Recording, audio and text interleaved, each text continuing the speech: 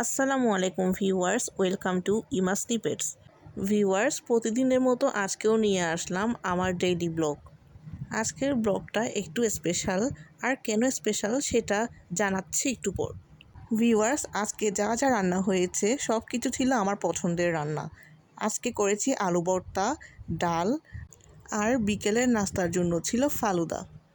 এছাড়াও অনেক দিন পর আজকে ড্রয়িং করতে বসলাম। আসলে এটা আমার সবচাইতে ফেভারিট একটা পাস টাইম। যখনই একটু সময় পাই তখনই আমি ড্রয়িং করতে বসে যাই। আজকে সকালে আব্বু খেজুরের রস কিনেছিল, আর এটা হচ্ছে একদম অরিজিনাল খেজুরের রস। আমার আব্বু আম্মু যেহেতু গ্রামে বড় হয়েছে, তাই ওনারা খুব ভালোভাবে অরিজিনাল নাকি নকল খেজুরের রস সেটা ধরতে পারেন।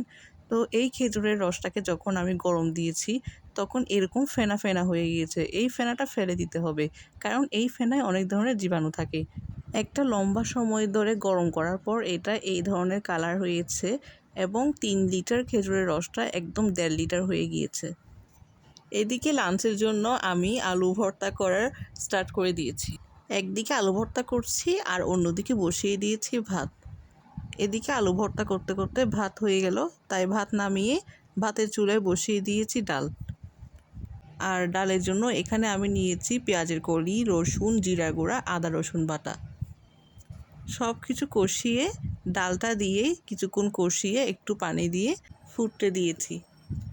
ডাল রান্না কমপ্লিট হওয়ার পর ধনেপাতা কুচি দিয়ে নামিয়ে নিলাম। দুপুরে মোবাইলে চার্জই ছিল না, আর এদিকে আমার সময়টাই কাটছিল না, তাই ভাবলাম ছোটোবেলার সেই দৃশ্যটা একটু আঁকি। এই দৃশ্যটা নিয়ে আমার মনে হয় 50 বারের চেয়ে বেশি এঁকে ফেলেছি। কী আর করার, আঁকতে ভালো লাগে। আর এদিকে বিকেলে ফালুদা রান্নার প্রসেস শুরু করে দিয়েছি।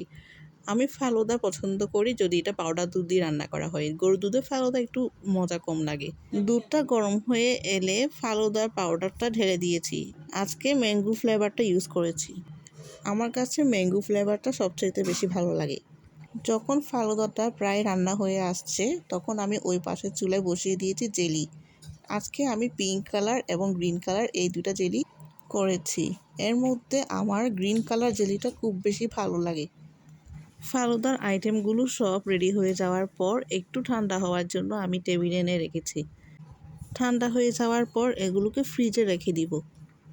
আসলে আজকে আমার বার্থডে হিসেবে এটা রেডি করেছি। সো ভিউয়ার্স, এই ভিডিওটা ভালো লাগলে প্লিজ লাইক, কমেন্ট এবং শেয়ার করে দিবেন। আর প্রতিদিন এই ধরনের ভিডিও সবার আগে পেতে আমার চ্যানেলটা সাবস্ক্রাইব করে পাশে থাকা বেল বাটনটি অন করে দিন। আল্লাহ হাফেজ।